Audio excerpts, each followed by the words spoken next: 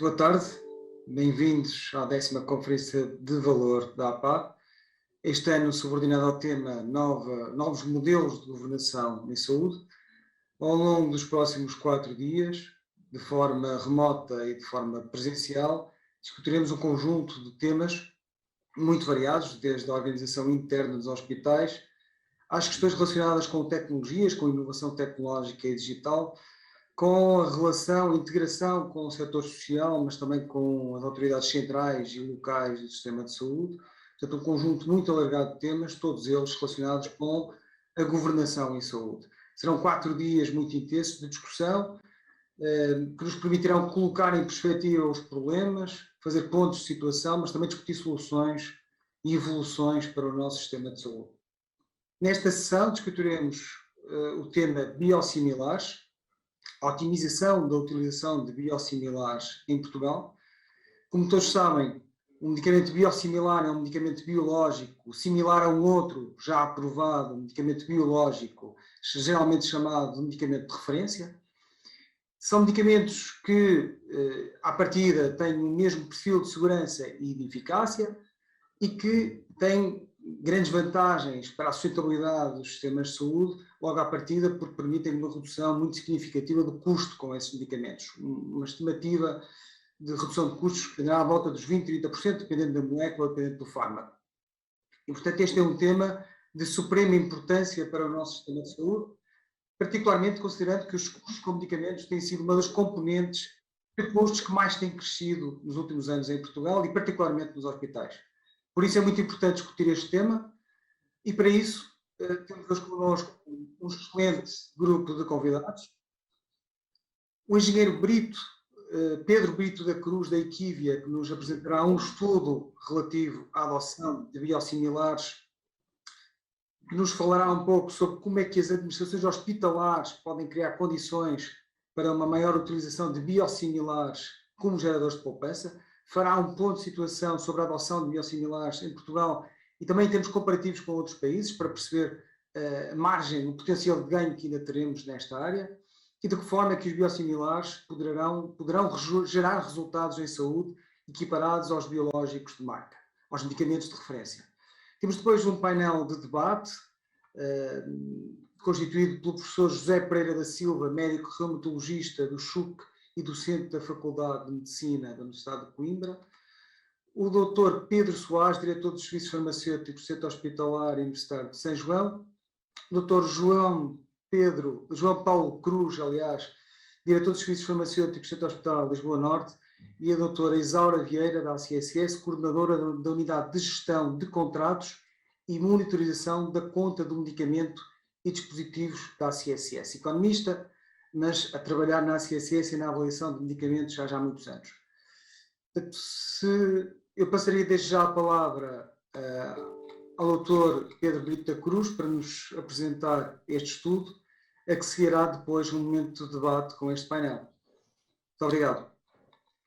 Muito bem, muito obrigado, Dr. Xavier, aqui pela introdução. Eu vou só aqui sim então partilhar o meu ecrã para podermos ver aqui o suporte e espero que já estejam todos a ver aqui sim o meu ecrã. Só aqui colocar também o pointer. Muito bem, então obrigado mais uma vez e boa tarde a todos. Basicamente este estudo, e na sequência aqui da introdução também do Dr. Xavier, no contexto aqui dos modelos de governação, naturalmente que o tema da eficiência é um tema central e hoje a convite aqui da APA venho aqui falar-vos um bocadinho sobre um estudo desenvolvido aqui pela Equívia no final de 2020, aqui a par com a Biogen, que teve como principal objetivo tirar aqui uma fotografia do panorama atual, portanto à data aqui dos biosimilares. E eu diria que uma das principais questão-chave que eu acho que é importante debatermos aqui neste fórum, não me querendo substituir ao papel do moderador, é naturalmente como é que o hospital e este triângulo entre administrações hospitalares, os clínicos e o papel também da farmácia podem aqui criar as condições para uma utilização maior, digamos assim, de biosimilares e o seu papel de gerador de poupança e de alargamento também do potencial de tratamento de mais doentes. E, portanto, aqui o objetivo da minha apresentação é, sobretudo, incidir sobre 3 pontos fundamentais, que são aqui um subconjunto naturalmente do estudo. Por um lado, esta questão de medir o impacto que a entrada de biosimilares teve, não só em termos de poupança gerada para o hospital e para o SNS, e também o número de doentes tratados. Depois, comparar aqui um bocadinho, em termos de benchmark, como é que o nosso país se compara com alguns pares europeus. E depois esta questão dos resultados em saúde e entender até que ponto é que a percepção, não só dos clínicos, mas também dos farmacêuticos, é efetivamente corroborada ao nível da equivalência de resultados em saúde entre biosimilares e biológicos de referência.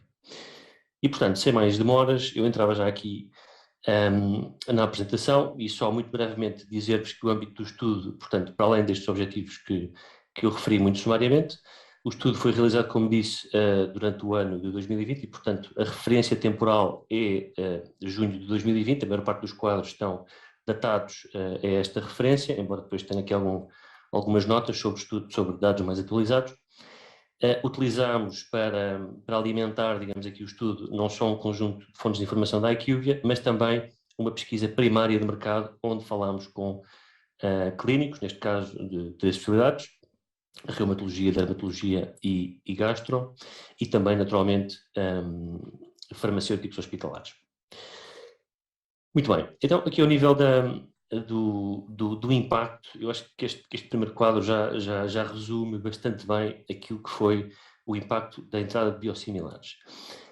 O estudo incidiu essencialmente sobre estas 3 terapêuticas, portanto, etanercept, adalimumab e infliximab, e a principal aqui ao nível, temos 2 quadros, do lado esquerdo a evolução em valor, portanto em euros, do lado direito a evolução em dias de tratamento, e aquilo que vemos imediatamente é que ou seja, aqui num período de 2 anos, rapidamente se gerou uma poupança de 8 milhões de euros, portanto, no total do país, e isto dados, portanto, a junho de 2020, portanto, segundo trimestre de 2020, sendo que ao dia de hoje esta poupança gerada já chega a cerca de 10,5 milhões de euros, enquanto que se nós olharmos aqui para a evolução em volume, em termos de número de dias de tratamento consumidos, digamos assim, à data do estudo, cerca de 11% mais doentes, sendo que ao dia de hoje, portanto com dados ao primeiro trimestre deste ano, cerca de mais quase 40% de doentes em tratamento e ao mesmo tempo com uma poupança gerada de cerca de 10 milhões de euros, o que é significativo, naturalmente.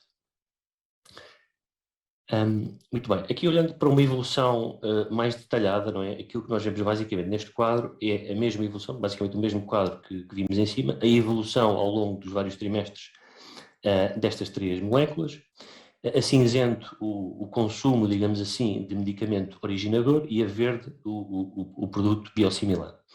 E vemos que esta mancha verde se vem alargando ao longo do tempo, à medida que vamos evoluindo no tempo, até ao segundo trimestre de 2020, a data, portanto, a que se refere o estudo, e naturalmente que para tal influi a questão de termos novos biosimilares a entrar, primeiro de infliximab, depois de etanercept, e mais recentemente, no final de 2018, também o primeiro biosimilar de adalimumab.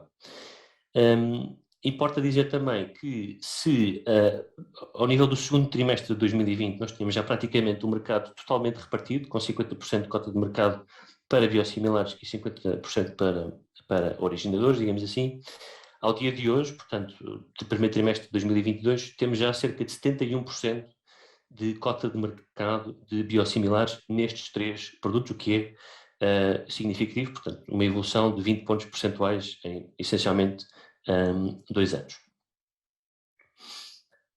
Olhando aqui, e mais este ponto, só para fazer aqui um pouco um zoom das 3 moléculas, aqui este caso do infliximab, e convido-vos a olhar aqui mais para a parte esquerda do slide, vemos que a evolução, portanto, foi, na verdade, até mais aprofundada, digamos assim, ou seja, o biosimilar já penetrou no mercado de uma forma mais, com uma magnitude maior, também porque já está no mercado há mais tempo, sendo que ao dia de hoje temos já praticamente 86% de portanto, todas as terapêuticas em infliximab são já feitas com biosimilar. Okay? Para o etanercept, temos aqui, e tendo em conta que o produto, que o biosimilar foi lançado, mais tarde temos uma evolução semelhante, embora em termos de cota de mercado de biosimilar temos aqui cerca de 37% à data do estudo, ao dia de hoje já ultrapassando aqui a barreira dos 50%. Enquanto que se olharmos para o adalimumab, tivemos aqui uns primeiros 2 anos, sensivelmente, portanto, com uma evolução um bocadinho, se calhar, mais lenta, sendo que ao dia de hoje, portanto, ao fim de 2 anos, desde o segundo trimestre de 2020, houve aqui uma evolução mais rápida, digamos assim, e atingiu-se já mais de 50% de cota de mercado, também aqui dentro dos biosimilares, especificamente para adalimumab. Okay?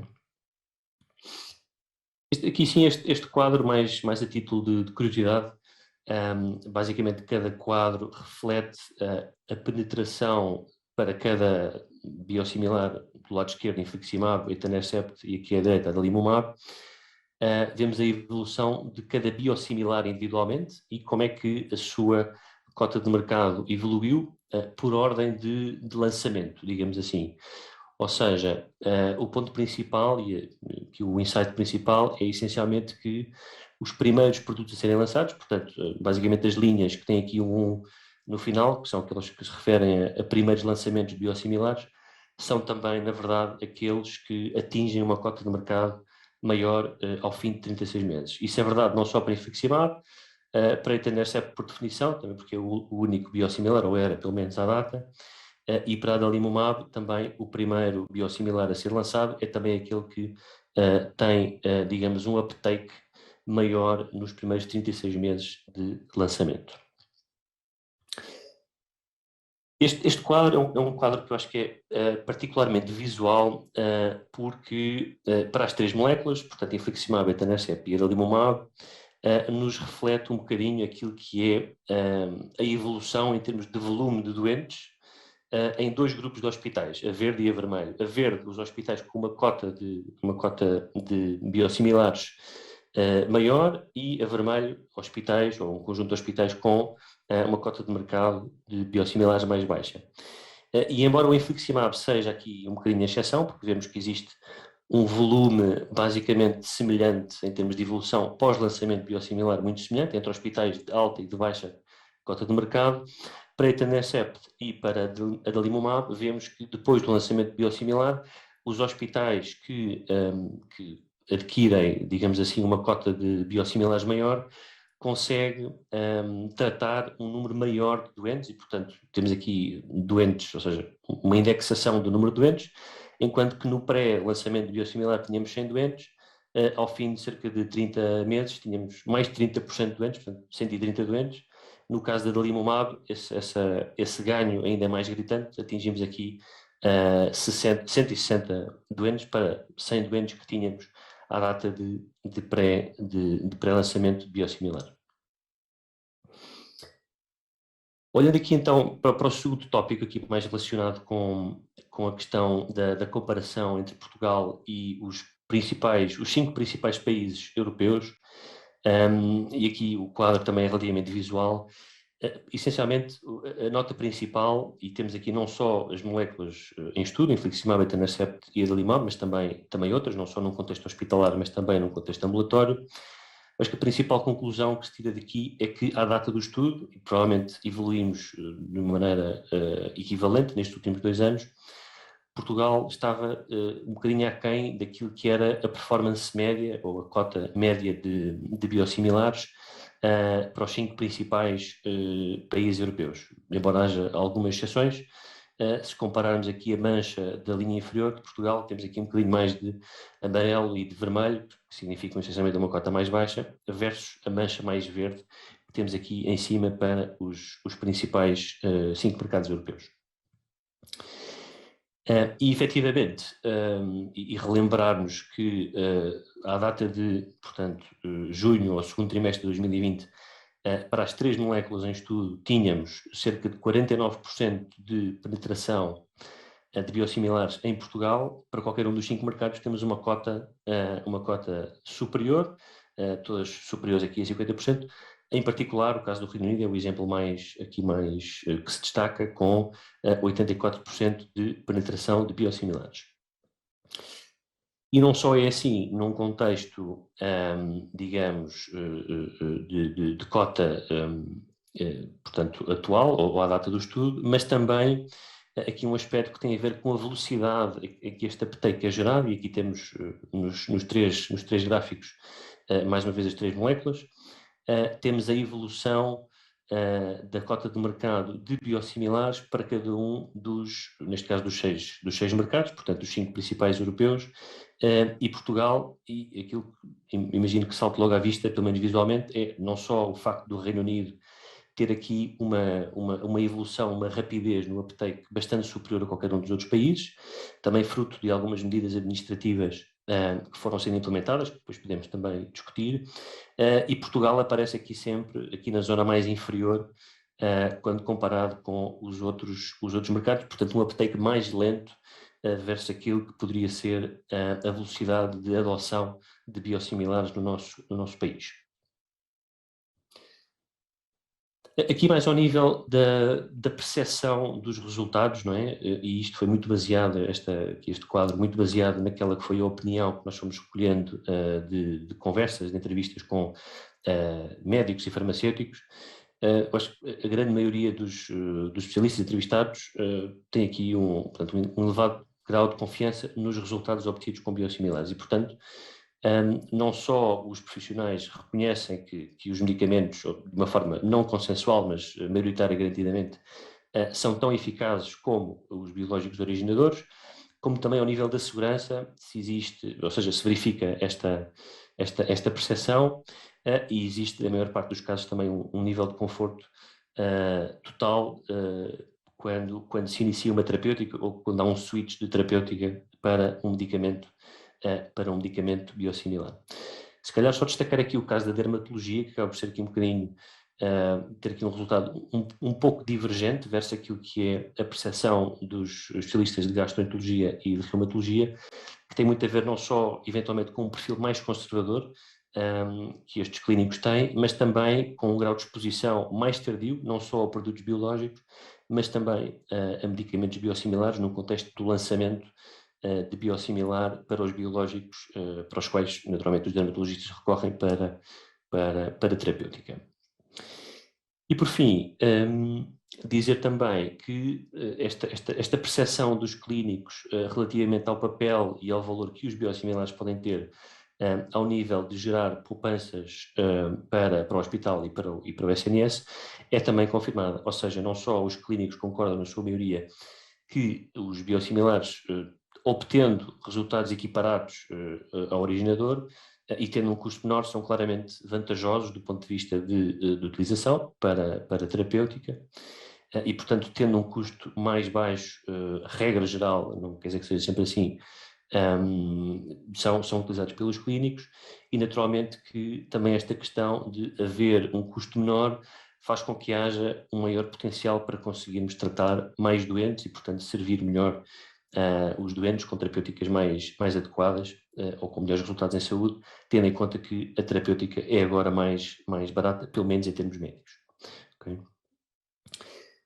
E por fim, um bocadinho para resumir, as principais mensagens, eu acho que é um bocadinho a confirmação destes três aspectos que fomos discutindo, não é? Ou seja, por um lado, o impacto em termos de poupança é claro, não é? Ou seja, os biosimilares tiveram um papel relevante na geração de poupança e também neste alargamento em termos de acesso a mais doentes. Ao nível da comparação com os países europeus, aqui em análise, existe uma margem de melhoria por comparação com estes países, ou seja, podemos claramente ter aqui uma maior utilização dos genéricos e potencialmente uma maior poupança. E ao nível dos resultados em saúde, paulatinamente os profissionais foram também reconhecendo o valor dos medicamentos biosimilares, não só em termos de equiparação de resultados clínicos, e certamente que os demais oradores também irão falar sobre este aspecto, e naturalmente no seu papel gerador de poupança para o hospital e para o SNS. Okay? E com isto termino a minha apresentação. Muito obrigado e devolvo a palavra aqui ao Dr. Xavier. Pedro, muito obrigado. acho que foi muito esclarecedor, fica patente aqui a margem que ainda temos, meramente na comparação com outros sistemas de saúde, para aumentar a adoção de biosimilares. Eu acho que a ideia na prestação é tentarmos perceber nestes 3 grandes hospitais, em Coimbra, no Centro Hospitalar Universitário de São João, no Centro Hospitalar de Lisboa Norte, numa primeira fase, e depois também com a CCS, tentar perceber de que forma é que nós podemos promover, de que forma é que este processo está a ser desenvolvido dentro destes hospitais, qual foi, no fundo, o percurso que estão a adotar, qual foi o processo de implementação. E eu, se calhar, começaria pelo professor José Pereira da Silva, até porque tem uma apresentação para nos fazer, que fala um bocadinho sobre isto, sobre qual é a experiência no CHUC, e depois do CHUC podemos partir para os outros hospitais. Sr. Professor, faz favor. Muitíssimo obrigado pelo convite, pela introdução a esta apresentação. Eu gostaria de sublinhar desde já que estou aqui no papel de clínico e, portanto, terei naturalmente uma perspectiva um pouco diferente das pessoas que trabalham na área da administração e da gestão de farmácia, mas creio que, enfim, terei a oportunidade de eventualmente complementar esses dados. Porque partilho de um velho defeito português de me prolongar as apresentações, decidi gravá-la para respeitar o tempo exatamente, está bem? E fico depois naturalmente à disposição para complementar o seu conteúdo, se isso se justificar. Espero que esteja já a compartilhar, estou? Já está, professor. Pode confirmar? Muito bem. Boa tarde, o meu nome é José António Pereira da Silva, sou o diretor de Serviço de Reumatologia nos Hospitais da Universidade de Coimbra e professor nesta universidade.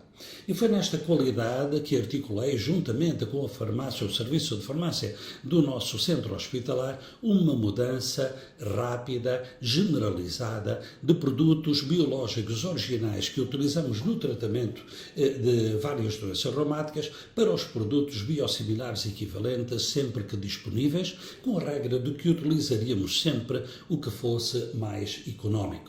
O meu contacto com os biosimilares data do início, portanto, da década de 2010, e interessou-me naturalmente o assunto pela oportunidade de tornar este tratamento mais acessível a um maior número de doentes.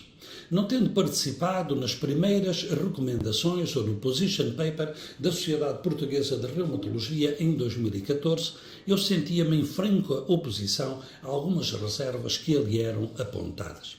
Nomeadamente, dizia-se que, à luz das posições públicas, médicas e ainda, na opinião da maior parte dos portugueses, dos reumatologistas portugueses, a substituição automática de biológicos deveria ser considerada inaceitável. E ainda de que a mudança entre uma molécula original e o seu biosimilar não se justifica devido à eficácia ou a razões de tolerância e, por isso, deve ser baseada numa decisão do médico responsável depois de informação adequada ao paciente. Ora, era minha convicção de tudo o que conhecia que o procedimento adotado pela Agência Europeia do Medicamento para aprovar medicamentos biosimilares era e é extremamente robusto, incluindo aqui um conjunto muito vasto de avaliações que fazem com que a palavra biosimilar se aproxime apenas de uma pequena elegância de semântica. São semelhantes em tudo quanto é possível avaliar e também na eficácia antes de poderem ser aprovados. Esta minha convicção foi também reforçada por estudos que, entretanto, surgiram, demonstrando que a mudança rápida de um medicamento biológico original para o seu biosimilar não acarretava alterações na eficácia, isto numa variedade de doenças que não apenas reumáticas, como foi provado no estudo North-Switch, para Crohn, colite ulcerosa, espondilartropatias, artrite reumatoide, psoriática e até psoríase, não se verificou que houvesse qualquer diferença de atividade antes e depois de passar de um medicamento original para um biosimilar. Estes factos levaram-me a empenhar-me pessoalmente numa nova versão do Position Paper da Sociedade Portuguesa de Reumatologia, que foi publicado, desta vez, em 2017. E aqui a posição é já fortemente diversa. Nomeadamente, afirmamos que num doente que inicia tratamento biológico, a escolha do fármaco deve, naturalmente, basear-se em fatores relacionados com o indivíduo, com a doença e com o próprio fármaco e não apenas em fatores económicos. Sempre que o médico decida prescrever um fármaco biológico que tenha disponível uma versão biosimilar, contudo, o fármaco mais económico deverá ser o escolhido. Sensato, parece-me. A substituição automática de um biológico original por um biosimilar por parte do farmacêutico ou por determinação legal sem informação e consentimento do reumatologista assistente é inaceitável. Contudo, a troca judiciosa por um biológico mais económico, um switch não médico, é desejável, desde que as condições descritas no texto principal sejam preenchidas na sua totalidade. Estas condições integram o facto de que o médico é informado e o doente também é informado, este pelo médico, que não há, por esse motivo, qualquer das raríssimas contraindicações a mudar-se de um original para um biosimilar, que seja registado qual é o produto que está a ser utilizado e até o seu batch, e ainda que a persistência em cada tipo de fármaco seja de pelo menos um ano, para que possamos indexar a este produto eventuais efeitos indesejáveis. Com base nisto e em coerência com isto, articularmos com o nosso serviço de farmácia uma mudança generalizada dos biológicos originais para os biosimilares em todos os nossos doentes, sempre que houvesse um biosimilar dispensável. Estes estudos de equivalência, portanto, em dados pessoais para estender o que era, entretanto, publicado, baseavam-se na nossa aceitação de transitar em massa para o biológico mais económico, no caso do etanercept, do infliximab e do rituximab, disponíveis à época. Este processo foi iniciado em 1 de novembro de 2017. Em abril de 2018, portanto 5 meses depois, nós tínhamos feito esta transferência em praticamente todos os nossos doentes, com raríssimas exceções, 90 em etanercept, 20 no infliximab, 11 no rituximab. Em 4 casos apenas houve objeção do reumatologista e também, nesta altura, tínhamos então, sob Benepali, em artrite reumatoide, 45 doentes e em outros biosimilares, 23 doentes. O que nós verificamos foi que, se comparássemos o estado dos doentes antes deste switch com aquele que se observavam 3 meses depois, o DAS28, um indicador de inflamação, era ligeiramente mais elevado depois da passagem para o biosimilar, ainda que não atingisse significância estatística. A velocidade de sedimentação estava até um bocadinho mais baixa. Temos ainda que a PCR estava também um bocadinho mais baixa. Se olhássemos ainda aos 3 meses, nestes doentes que estavam sob o Benepali, poderíamos verificar, para surpresa e preocupação de alguns, que estavam pior aos 3 meses, 16 destes 45 doentes, estavam melhor 21 destes 45 doentes e 8 doentes estavam estáveis. Como compreendem, isto poderia desde logo causar preocupação aos detratores, que sublinhariam os 16 doentes que ficaram pior.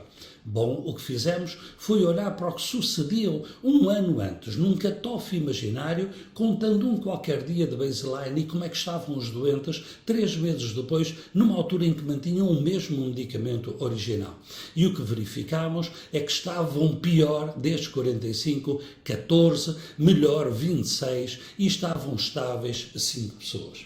Quer isto dizer que o efeito foi nulo. Sem que houvesse nisto qualquer surpresa para nós, os medicamentos comportavam-se exatamente como esperado, uma vez que estavam verificadas as condições para a sua aprovação por parte da Agência Europeia do Medicamento. Ora, desde então, desde que isso sucedeu, acumularam-se de forma absolutamente extraordinária as evidências de notável equivalência e similitude entre os medicamentos biosimilares e os originais, quer em estudo inaugural, isto é, em doentes que ainda não tinham feito aquela terapêutica, quer também em estudos de comparação em doentes que já estão a fazer a terapêutica original e passam para um medicamento biosimilar, biosimilar não apenas em doenças reumáticas, mas também em muitas outras, como se verifica, doença de Crohn, doentes, portanto, com psoríase em placas e ainda também em doentes com linfoma. Quer isto dizer que temos todas as razões para estarmos tranquilos que os biosimilares são tão eficazes e tão bem tolerados quanto os originais, sendo que nunca nenhum produto aprovado pela EMA foi questionado quanto a esta identidade, a esta similitude absoluta de eficácia e de tolerância. Assim sendo, na minha visão pessoal, e naturalmente não respondo senão por ela, os biosimilares aprovados sob a égide da EMA têm uma fortíssima garantia de eficácia e segurança semelhantes ao original. Têm muito menor custo. E bastar-me-iam estes dois dados para entender que a adoção destes biosimilares ou do medicamento mais barato se constitui um imperativo ético. Do ponto de vista do médico, salvo forte motivo, e atrevo-me a pensar que também do ponto de vista de quem gere a saúde em geral e tem que gerir também os recursos que lhe são dedicados. É uma convicção determinante para mim, que assumo completamente enquanto médico e enquanto diretor de serviço e que espero que os responsáveis políticos e administrativos levem tão a peito como eu levo, a menos que realmente surjam argumentos que eu neste momento reconheço desconhecer. Foi-me pedido que terminasse a minha apresentação com uma perspectiva das dificuldades, barreiras e oportunidades. Eu diria que dificuldades e barreiras não vejo nenhumas, que não sejam no mínimo ultrapassáveis por estas convicções que apontei, pelos dados que a suportam e pela necessidade de sermos responsabilizados pelo uso dos recursos que naturalmente manipulamos em cada receita que fazemos. Creio que os médicos estão já muitíssimo abertos a isto e apenas uma certa inércia política e administrativa mantém o atual estado de coisas que, como vimos já, não é ainda o ideal por muito progresso que se tenha feito. Quais são as oportunidades? Bom, as oportunidades de implementar mais coragem, mais determinação, portanto, na implementação das medidas que fazem sentido, utilizando talvez o exemplo de países que, sendo muito mais ricos do que nós, não têm reservas em aplicar as medidas que lhes pareçam bem fundamentadas em evidência científica e no interesse do público.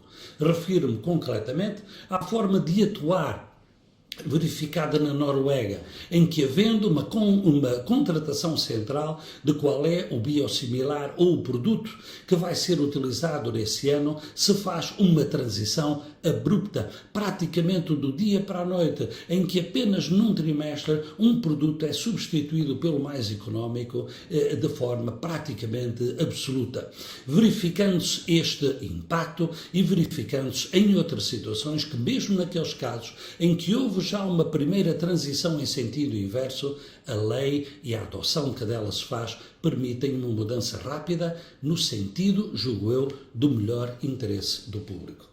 Quando pela primeira vez me atrevi a defender, numa reunião de médicos, a adoção generalizada dos biosimilares, fui confrontado com esta citação de Bernard Shaw. E eu aprendi sempre a estar atento às citações de homens que considero superiormente inteligentes, porque com frequência tenho muito a aprender com elas. E a citação dizia: o homem mais sensato que conheci na minha vida era o meu alfaiate. Ele fazia fatos que se adaptavam bem a mim, enquanto que outros me tentavam levar a aceitar o que se adaptava a todas as outras pessoas. E eu, em resposta a esta citação, disse ao colega que eu utilizei: eu estou completamente de acordo com Bernard Shaw, apenas porque estou convencido que ele pagava do seu bolso os seus fatinhos. Muito obrigado. Terei muito gosto em debater as opiniões que expressei e outras, e aproveito para agradecer à Associação o convite honroso que me fez. Uma boa tarde para todos. Muito obrigado. Assim terminou a gravação, muito espontânea, como viram, e ficarei à disposição para quando o Dr. Xavier achar que é oportuno. Muito obrigado. Eu tinha aqui só uma ou duas dúvidas antes de passar para os outros hospitais. que se a importância, eu esclarecia já Com consigo. certeza, faz favor. Portanto, vocês adotaram biosimilares para todos os doentes de novo, doentes inaugurais, mas também fizeram um switch para todos os doentes que já estavam a fazer biológico. Absolutamente. Do dia para a noite, e confesso-lhe que aqueles 4 casos em que houve objeção do reumatologista, me pareciam a mim, enquanto diretor de serviço, muito discutível a razão para a objeção. Mas uma vez que estávamos a abordar com tal generosidade, negociei com a Comissão de Farmácia que não íamos discutir essas objeções e que as aceitaríamos quase como agradecimento pela boa vontade e bom senso que se tinha mostrado na generalidade dos casos. Muito bem. Professor, o switch foi feito em todos os doentes, independentemente do estado clínico do doente, se estava estável ou não?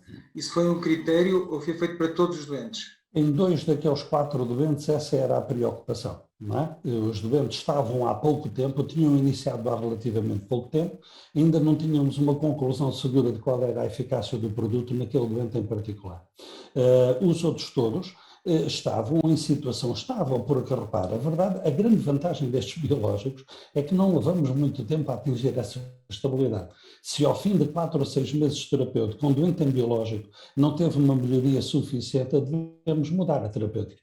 E como tal, não há muito que esperar aqui. Não é? Neste doente que não estava ainda bem, esperámos o tempo suficiente, quando ele, digamos assim, cristalizou a sua resposta, fizemos também o switch. No caso concreto, nos outros 2, eram situações excepcionais, uma doente que estava a procurar gravidez e que já tinha tentado vários fármacos sem sucesso e estava bem com o etanercept original. Achámos que não devíamos perturbar uma situação que era muito sensível a todos os tipos, não? Muito bem. Isto foi uma iniciativa do vosso serviço, não do hospital. Os outros serviços fizeram, Bom, eu adotaram a creio mesma. que foi entre mim e o diretor de farmácia, tínhamos estado em conferência juntos, eu tinha-me ouvido expressar esta opinião, ele tomou felizmente a iniciativa de propor esta mudança, que nós abraçámos de imediato, em absoluta coerência com aquilo que pensávamos e que pensamos ainda agora ser o caminho correto nestas circunstâncias.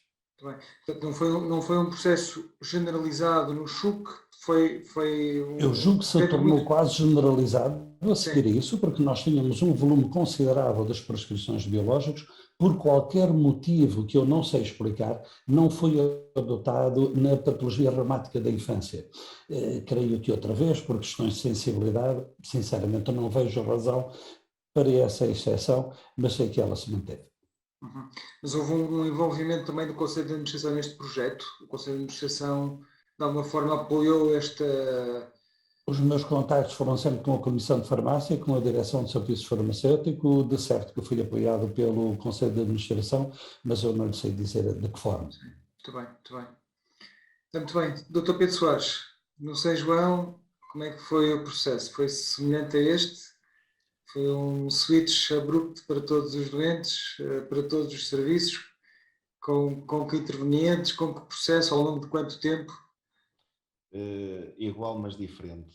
Eu primeiro, boa tarde a toda a gente, obrigado pelo convite à PAP para estar aqui presente e apresentar também o que foi o enquadramento e o processo nesta área. Eu primeiro só separar aqui 2 contextos que são naturalmente diferentes. Uma coisa de facto é a utilização de um biosimilar num início de tratamento, num doente naivo, outra coisa são estes processos ou a possibilidade de se fazer switch dos tratamentos em curso, e eu até ia brincar um bocado, o Dr. Xavier no início dizia o biosimilar, de início será em eficácia e segurança equivalente ao original, de início e no fim.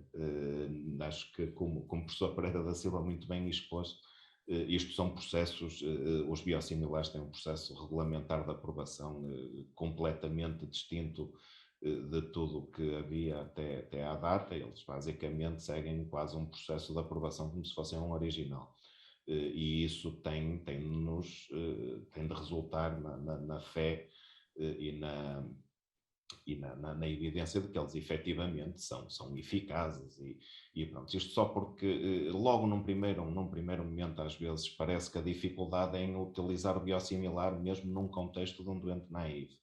E acho que isso também deve ser abordado e também nos deve levantar algumas questões. Mas, efetivamente, ultrapassado esse momento,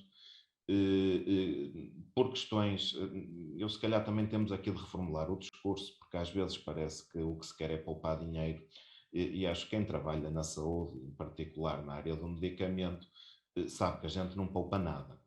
A gente o que mais consegue fazer é introduzir no sistema coeficientes de sustentabilidade e potenciar aqui a equidade no acesso e a garantia de que efetivamente podemos daqui a 10 anos continuar com estas intervenções e oferecê-las na perspectiva de um SNS tendencialmente gratuito e universal a toda a gente e a toda a população que delas precisa, e que isto também seja bem claro, porque quem tiver dúvidas ou achar que se anda aqui a poupar alguma coisa é consultar os relatórios publicados com a evolução da despesa do medicamento hospitalar para este caso, mas podem consultar o de ambulatório, também está disponível, e facilmente chegará à conclusão que não anda aqui ninguém de facto a poupar nada, mas ainda para mais no contexto que se tenha assistido ultimamente e de uma inovação cada vez mais crescente e com custos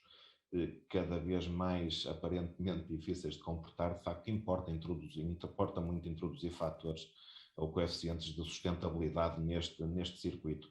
E efetivamente, cada vez mais, como o professor Pereira da Silva também muito bem explicou, a ciência parece cada vez mais apoiar e a ciência e a prática de outros países, incompreensivelmente os mais ricos, porque isto de facto também nos deve fazer refletir, parecem ser os países mais ricos os mais preocupados com a sustentabilidade da área do medicamento, ao passo que os que já têm maiores problemas de sustentabilidade e de investimento na saúde parecem achar que está tudo bem, ou pelo menos parecem menos proativos na incorporação e na adoção de soluções que potenciem estes processos. Agora, sem qualquer fé de ver, de facto, o processo no São João, ao que percebi, custou de uma forma um bocado diferente, inclusivamente, diria, numa perspectiva até mais vertical, porque foi um requisito e uma missão que o próprio Conselho de Administração assumiu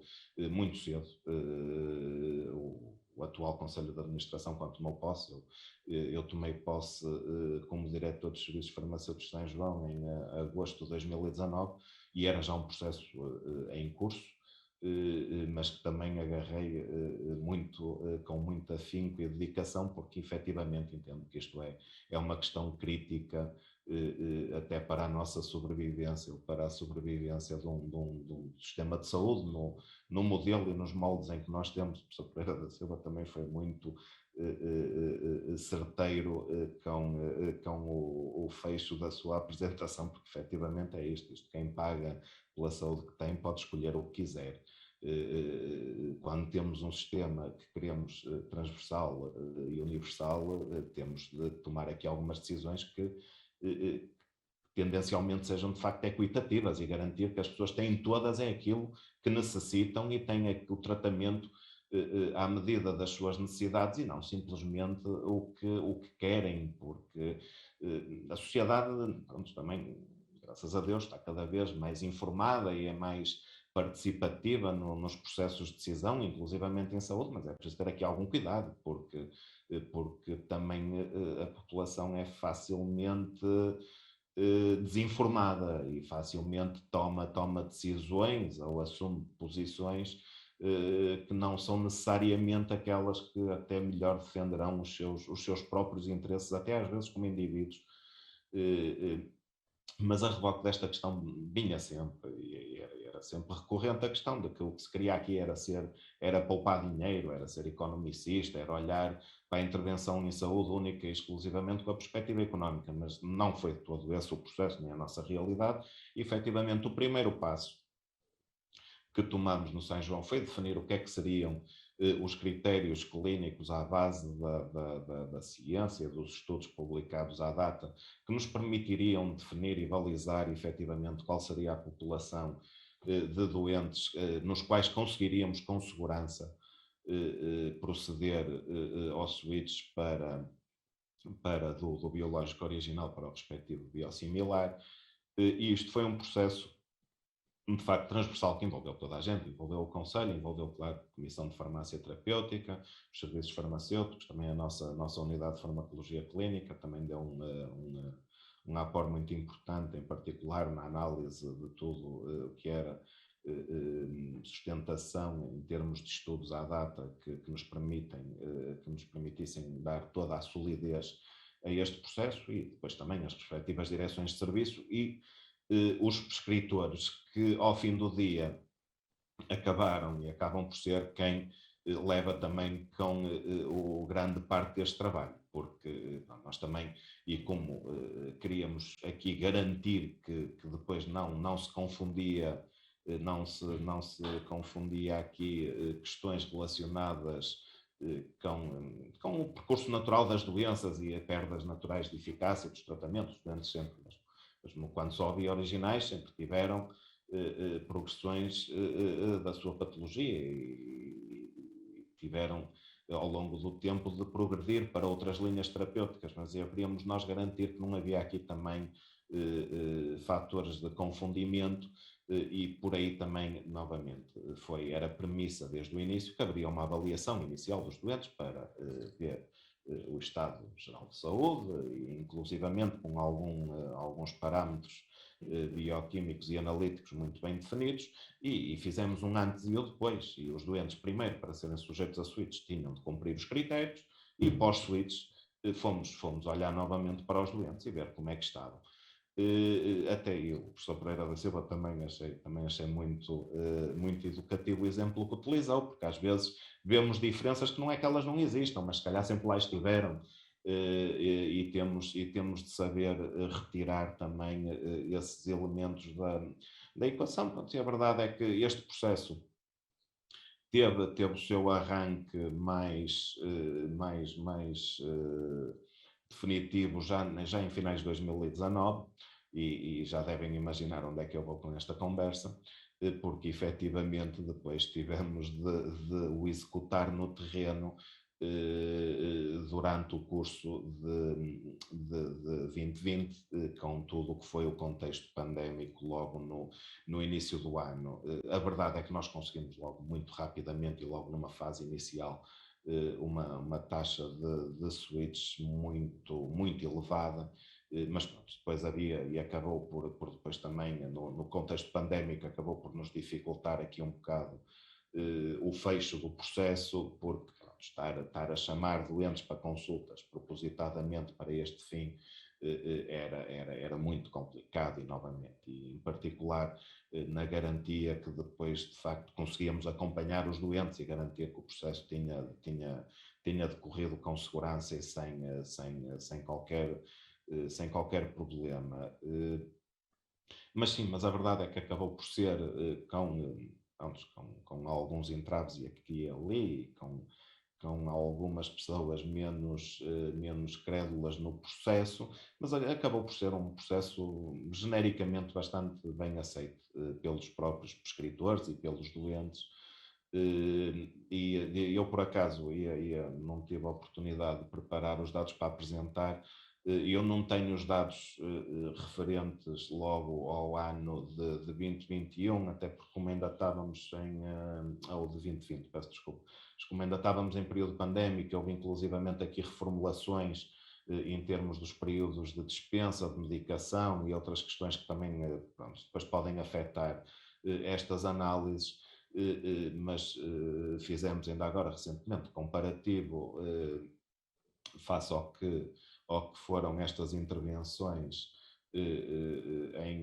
durante o primeiro semestre de 2019 e comparado com o primeiro semestre de 2021, onde já tínhamos o processo de facto fechado e o switch todo concluído, e de facto os valores em termos económicos de facto assustam. Nós tivemos impressionam, não devem assustar, devem nos motivar, não é? Nós tivemos uma redução no custo médio destas intervenções por doente tratado acima dos 40%, e efetivamente conseguimos tratar durante o primeiro semestre de 2021 quase mais 15% de doentes em todas estas áreas. Então o nosso foi um bocado mais, o nosso acabou por ser transversal, nós abordámos o switch em tudo o que era medicamento biológico que à data tinha um biosimilar. Nós, além do etanercept, do adalimumab e do infliximab, no infliximab o switch até já estava de uma forma ou de outra já largamente implementado, mas fomos também para o rituximab, para o trastuzumab, e foi isso. Mas conseguimos nestas áreas, dizia eu, tratar quase mais 15% de doentes em volume, com uma redução de custos acima dos 35%, ou seja, isto é transformador. Foi uma poupança em benefício nesta área, nestes fármacos, mas entendas, é a poupança com os mesmos resultados, os doentes mantiveram os mesmos critérios clínicos de estabilidade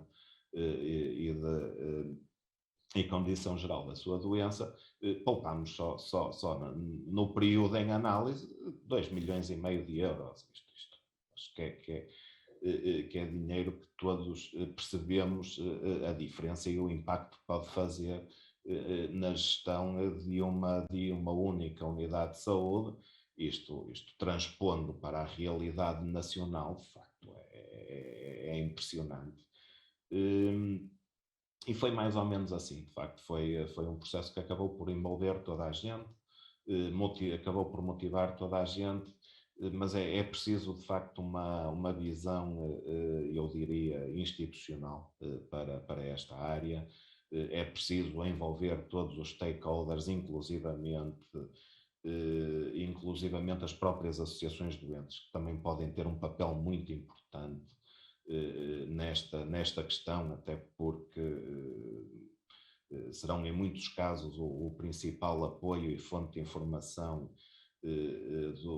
dos nossos doentes, em particular no contexto destas doenças crónicas, e também foram envolvidos e ouvidos, e mesmo eu pessoalmente acompanhei junto de algumas associações de doentes este processo, e sempre que havia aqui algum problema, como dizia, como o professor Pereira da Silva também muito bem disse, também tivemos casos em que tivemos dado barato para acomodar a ansiedade do prescritor e do doente, quem fosse, pronto, tudo bem, isto não há regra sem exceção, e nós devemos ser sempre sensíveis também a que a percepção das pessoas em relação ao seu tratamento também afeta a evolução do mesmo e a resposta ao mesmo. E pronto, isto não devemos partir para estes processos também com grandes axiomas ou dogmas. Isto devem ser processos que novamente devem englobar todos, devem envolver todos e devem ser participados e participativos. Claro, e os principais interessados, que são os nossos doentes, devem também ser obviamente tidos em consideração como em qualquer outro processo. Agora, novamente, não podemos fazer pseudociência com estas histórias. Eu gostei mesmo da sua apresentação, eu não paro de referir, mas também o professor Pereira da Silva, quando falava dos 16 doentes que pioraram, às vezes não são 16, é um doente para pôr em causa todo um processo que abrange centenas de doentes, e nós não podemos fazer de opiniões ou de situações pontuais, eventualmente de idiosincrasias que acontecem na área da saúde. Nós estamos rodeados disto. Agora não podemos fazer ciência porque tivemos um doente no meio de 1000 que eventualmente teve ali uma questão que se calhar nem sequer está relacionada com o fármaco em si ou com a eficácia do fármaco. E depois temos outra questão que também foi abordada, mas nós tendencialmente vamos de facto aos doentes que já tinham a sua patologia estabilizada, para evitar aqui demais entropia, mas é que nós tivemos pós-switch, eu diria que nós tivemos uma percentagem de falências terapêuticas inferiores ao que seria normal quando estávamos a usar os originais, ou seja, não agora, obviamente a cada falência havia aquela tentação do estão a ver, eu bem vos avisei, isto não ia correr bem. Mas mesmo nesse aspecto tivemos um número de casos completamente residuais e que efetivamente não faziam nem escola, nem ciência, nem seria por aí que se poderia pôr em causa um processo em que nós, infelizmente, parecemos estar novamente na cauda da Europa. E nestas questões, se calhar mais do que noutras, não se percebe. Nós continuamos até... Não vamos agora levar esta conversa para aí, mas eu, inclusivamente com genéricos, continuo a ouvir aí algumas questões, às vezes uma pessoa deita as mãos à cabeça, com todo o respeito, mas pronto, também seria estranho, era-se com os biosimilares isto não acontecesse, porque eu novamente acho que nós ainda com os genéricos ainda temos algum trabalho a fazer, já não é muito assunto, agora temos os biosimilares, mas pronto, parece que nestes processos se criam sempre aqui entropias e resistências que às vezes parecem nem sequer se coadunar com o que é o estado da arte e com a ciência, apesar eu ser o primeiro a defender que não há medicamentos que não tenham risco, a gestão do medicamento deve-nos sempre elicitar todas as preocupações e mais algumas, mas novamente também temos de saber utilizar a ciência que existe na área, não podemos fazer de conta só em nome da defesa, de uma segurança, um nível de segurança que não, para combater um risco que no limite nem sequer existe, não ia a reboque, ainda para mais e num contexto de um aumento substantivo dos custos para manter o status quo, não temos de alterar um bocado o paradigma e a abordagem a estas questões, num momento em que, pronto, em Portugal acho que à data já não faltam bons exemplos, mas continua a não ser uma percepção e um comportamento transversal e uniforme em todas as unidades e profissionais de saúde, e nesse aspecto também parabéns à APAP por trazer este fórum para a mesa, porque acho que sim, estamos num momento de tentar perceber porque é que não estamos todos a remar na mesma direção e porque é que não estamos todos a trabalhar um bocado no mesmo sentido. Pedro, muito obrigado por partilhares aqui a experiência do São João. Portanto, se eu bem percebi, estamos a falar, no caso de São João, da adoção para todos os doentes de novo e switch numa parte dos doentes, não necessariamente em todos os doentes. Se eu bem percebi, nos doentes estabilizados, sim, naqueles que eventualmente não estejam estáveis, portanto não foi um switch automático, foi analisado caso a caso. É assim? Sim, sendo que, pronto, a questão foi assim construída, mas entenda-se.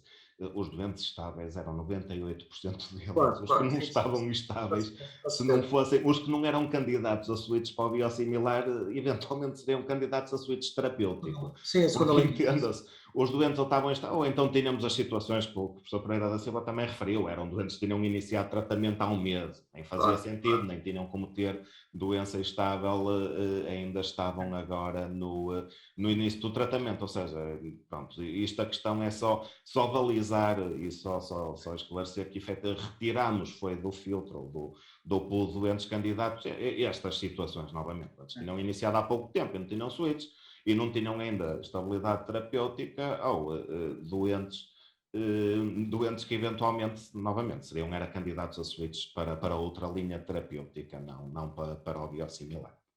Sendo que o vosso processo no São João foi um bocadinho diferente daquilo que o professor nos contou em Coimbra, porque foi claramente um processo liderado e até acompanhado muito de perto pelo Conselho de Administração, se eu bem percebi.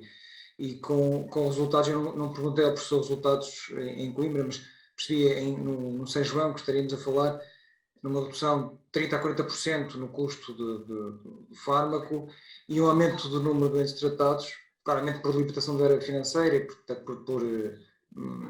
uma questão quer dizer, passou a haver possibilidade também de incluir mais doentes, proporcionar novos fármacos a mais doentes, no aumento do número de doentes falaste em 15%, se eu bem percebi. Sim, cerca de quase 15%, não foi bem, foi 13,1 trocos.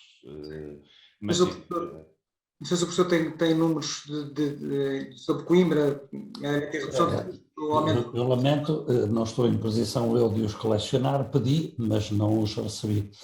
Tenho ouvido comentários genéricos semelhantes àqueles que o Dr. Pedro Soares apontou, de reduções da ordem de 40%, Não sei se os nossos números aumentaram, mas gostaria apenas de apontar isto. Tanto quanto eu consigo perceber, se aumentaram, quer isto dizer que teriam aumentado na mesma.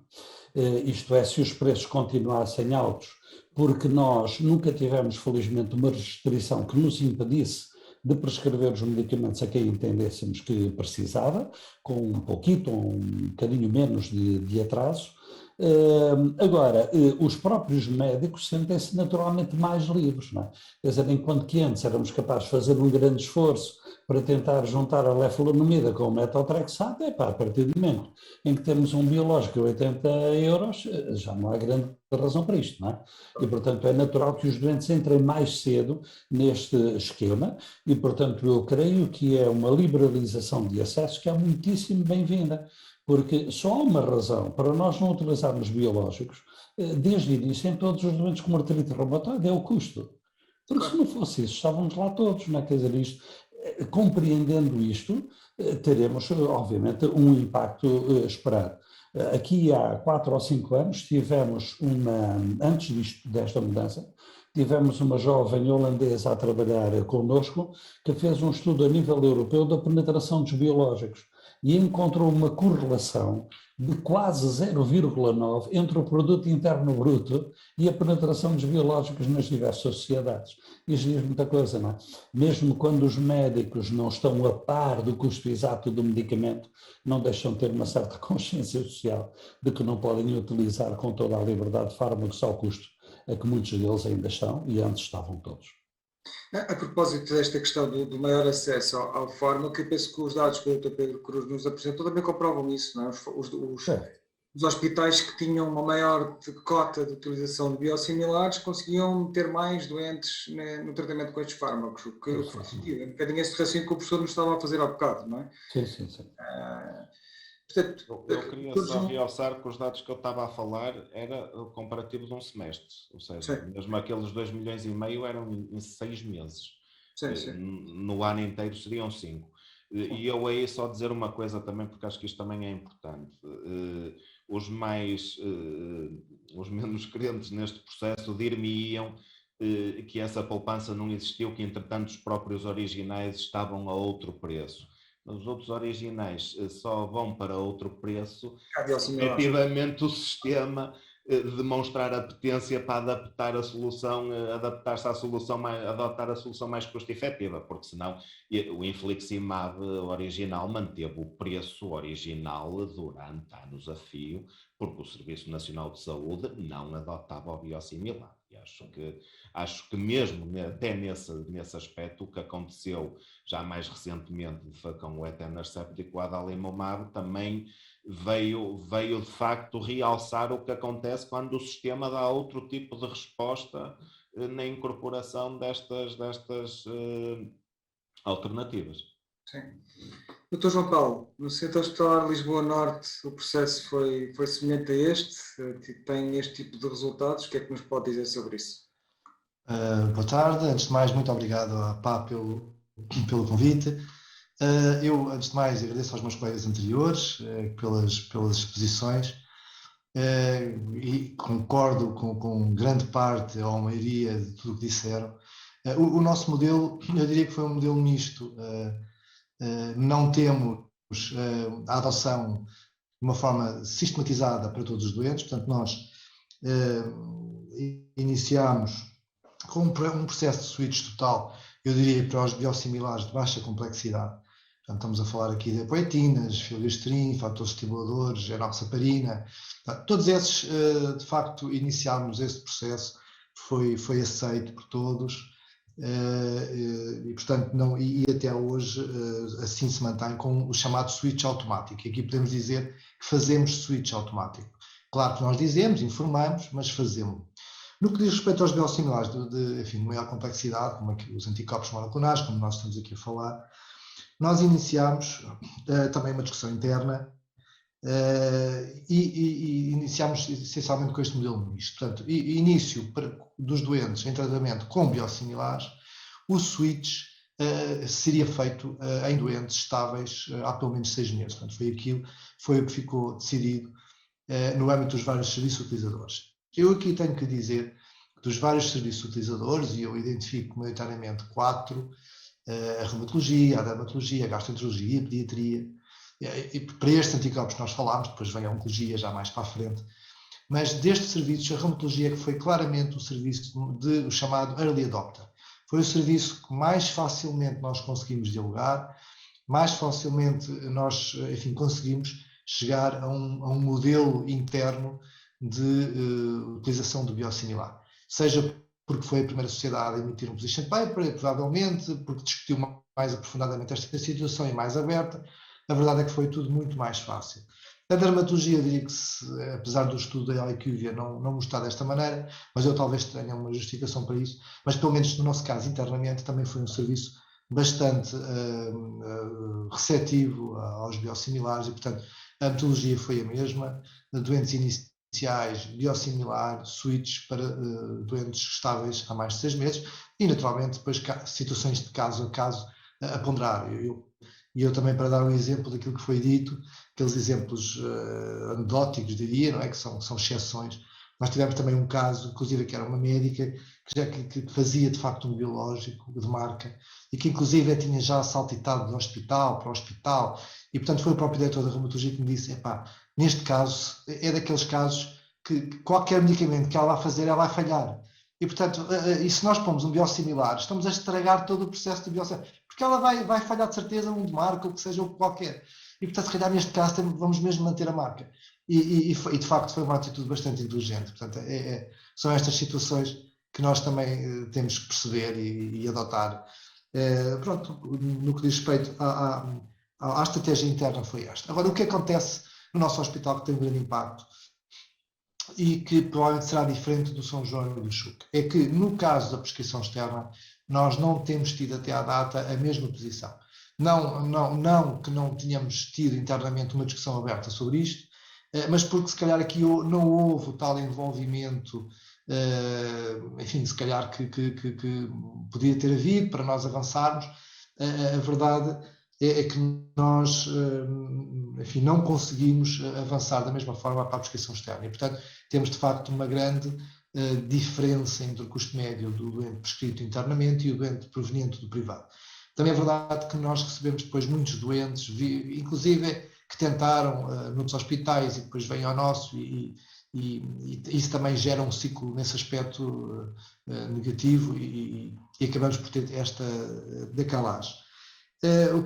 Obviamente que com esta nova portaria, com esta rede que neste momento também surgiu, com a própria posição da Comissão Nacional de Farmácia Terapêutica e agora todos os trabalhos, esforços que estão a ser feitos, possibilitarão, nós já tivemos reuniões internas e vamos avançar então, agora sim, muito com, enfim, já de uma forma muito mais assertiva, com a direção clínica e o Conselho de Administração também muito mais envolvidos desta forma e agora sim, também porque é um novo Conselho de Administração, uma nova direção clínica e portanto estão bastante envolvidos e já estamos a preparar o processo então para o switch e para no fundo harmonizar a utilização dos biológicos quer internamente, quer externamente. No que diz respeito à oncologia, pronto, digamos que é uma nova história, são situações também ligeiramente diferentes, uma grande rotatividade por parte dos doentes, os ciclos não são, enfim, são ciclos mais limitados no tempo, permite um turnover diferente e, portanto, acabamos por ter uma bastante boa receptividade aos biosimilares.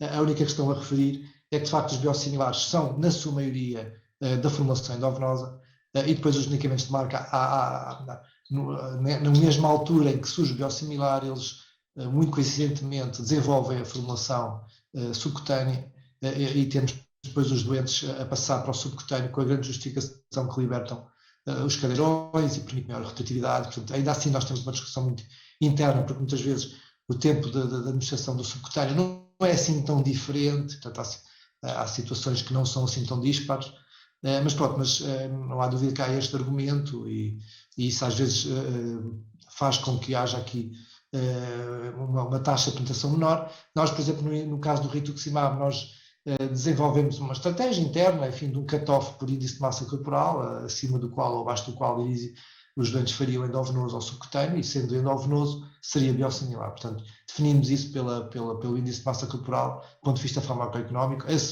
assumindo que ambos a taxa de efetividade é semelhante. Pronto, isto no fundo é um pouco a experiência do nosso hospital. Depois podemos aqui tomar aqui algumas decisões, tirar algumas dúvidas. É verdade que também, no caso do assumir da prescrição externa, também tivemos alguma dificuldade dos nossos peritos assumirem um pouco a imposição da prescrição externa à semelhança da interna. Portanto, foi aqui uma discussão enfim, bastante grande. Nós sabemos, por exemplo, que o SLO tinha também uma forma de atuar em que, de certa forma, harmonizava a prescrição externa, e, portanto, tudo o que fosse diferente era decidido em comissão de farmácia terapêutica, mas depois tiveram um processo e tiveram, enfim, um parecer jurídico em que não era possível, e, portanto, não lhes dava a margem para poder impor a prescrição externa. E eles deixaram de fazer. Nós fomos sabendo disso também, isso também, de certa forma, foi atrasando este processo. Penso que agora, com a saída deste novo despacho, isso está ultrapassado. Eu, enfim, para ajudar aqui um bocadinho à discussão,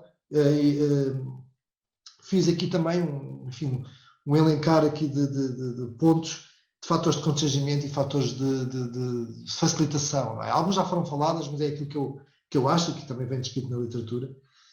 Não há dúvida que o facto de os biosimilares não estarem estudados em todas as patologias da mesma forma e com a mesma profundidade é um fator, enfim, de constrangimento. Este foi o exemplo da gastroenterologia. A gastroenterologia não foi um early adopter, antes pelo contrário, no nosso hospital é ainda o serviço de maior dificuldade de penetração. Por um lado, porque não houve de facto tantos estudos, a própria indicação do infliximab foi por extrapolação. Isto de facto foi um problema de início que só mais tarde foi sendo ultrapassado, mas a verdade é que demorou mais à própria especialidade assumir este conhecimento e esta adoção. A própria doença em si também, com menores opções terapêuticas, também era de facto levantado como justificação para que enfim, se os doentes entrassem em falência, tinham menores opções e, portanto, e que a doença tinha um curso de mobilidade e mortalidade superior, e, portanto, foram sempre justificações que tornaram esta taxa de penetração menor. De qualquer das formas, penso que hoje em dia já é muito maior do que aquilo que foi no início, mas, de facto, a existência de o mesmo conhecimento ao nível das patologias dificulta. É o caso da pediatria, por exemplo, que também ainda há algumas dúvidas em todas as situações, e outras de utilização off-label. Depois, esta questão que eu falei dos doentes externos. Não é? Os doentes externos também podem ser aqui um problema. Esperemos que agora venha a ser resolvido com a portaria 99/2022. Depois, o position statement de algumas sociedades. O professor Pereira Silva lembrou e bem, eu costumo também nas minhas apresentações pôr sempre estas duas posições e a evolução da Sociedade Portuguesa de Reumatologia, mas há outras que ficaram pelo primeiro position statement, que foi o da gastroenterologia, que eram profundamente contra, e outras instituições, como a Comissão Nacional da Hormona de Crescimento, que ainda hoje têm uma indicação em que não é possível o switch da hormona de crescimento. Foi também outra situação que nós internamente tentámos avançar. Nós temos neste momento, diria, 99% dos doentes em biosimilar, mas foi uma luta interna, até com os nossos prescritores, porque de facto a Comissão Nacional não alterou esta posição. Depois, há outro aspecto mais do ponto de vista da comercialização e da concorrência, que vocês já aqui falaram, que é o próprio laboratório originador ou de referência ir baixando preços. Vai baixando preços, e a determinada altura, não estando o preço semelhante, mas faz com que os vários intervenientes ponham esta posição, que é, nós vamos ter tanto trabalho a fazer a mudança de tantos doentes, explicar, quando, enfim, agora neste momento a marca já baixou, quer dizer, a diferença já não é tão grande, a diferença não é a mesma, não é igual, não é zero, mas não é tão grande, portanto, faz pensar até que ponto é que vale a pena. Eu aqui tenho uma posição muito pessoal e vale o que vale. Se nós formos e aceitarmos este argumento, os biosimilares morrem ao fim de 6 meses, porque não havendo, de certa forma, aqui um caminho, uma discriminação positiva dentro daquilo que a lei da concorrência permite, e aqui queria fazer esta posição. Nós A minha posição é que nós podemos ter discriminação positiva dentro das leis da concorrência e, portanto, que não estejamos aqui a ultrapassar as leis da concorrência, mas eu acho que claramente deve haver, porque senão não há um caminho para os biosimilares e, portanto, eles acabam por não penetrar, as casas acabam por não o vender e, portanto, acabou a investigação, porque, como sabem, a própria investigação de biosimilares tem custos, acarreta custos de desenvolvimento, de alguma investigação clínica que tem que ser feita e, portanto, tem que haver aqui algumas medidas de discriminação positiva. Uma das medidas é claramente os incentivos, não é? Enfim, estes incentivos, enfim, existem.